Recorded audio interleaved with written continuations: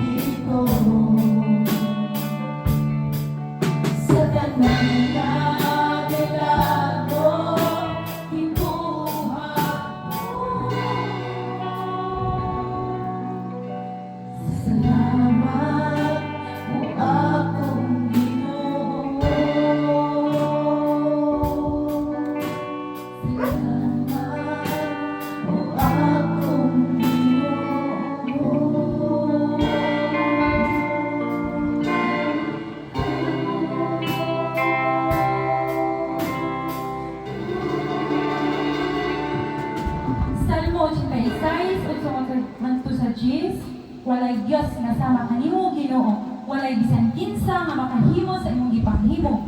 Ang tanang nasod nga imong gihimo mosimba kanimo ug daygon kanila. Salmo 125:1. Daygon ko ikaw, akong Dios ug Hari, daygon ko ikaw sa walay katapusan. Adlaw-adlaw, daygon ko ikaw, himuon ko ikaw, ug himuon ko kana sa walay katapusan. Gamhanan ka Ginoo, ug tapos gayong daygon. Ang imong pagkagamhanan dili gayud God. Dalaygon ang Dios sa langit, may kalinaw na dinhi sa kayuta sa mga tao nga iyang gikalimutan. Dahil ang Ginoo pasalamati siya kay maayo siya. Ang iyang gugma walay katapusan.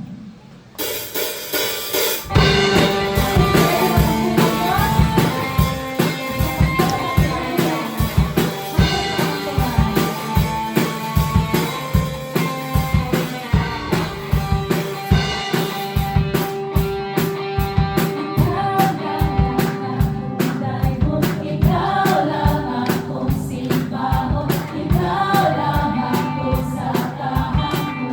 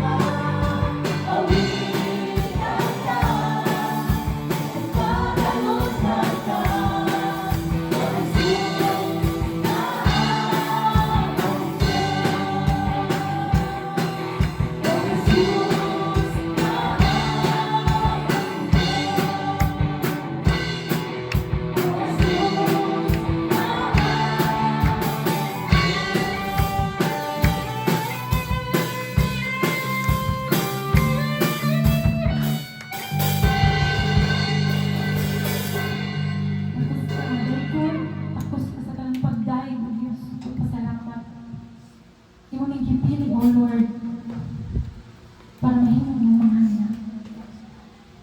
Wala gayud kami, O Lord, kung wala ka.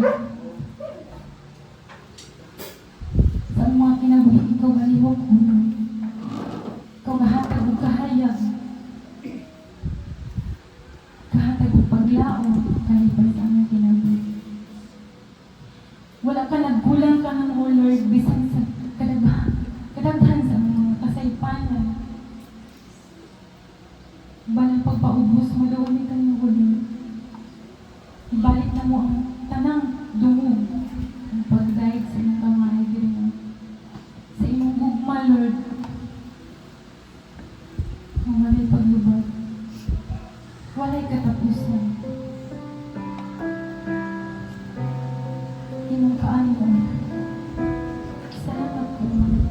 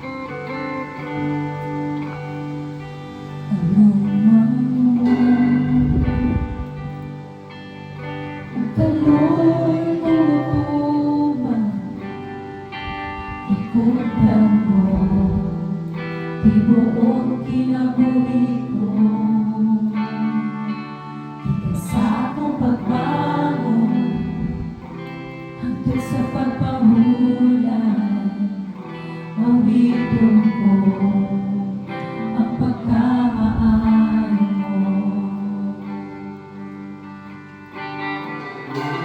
Kamay kang matino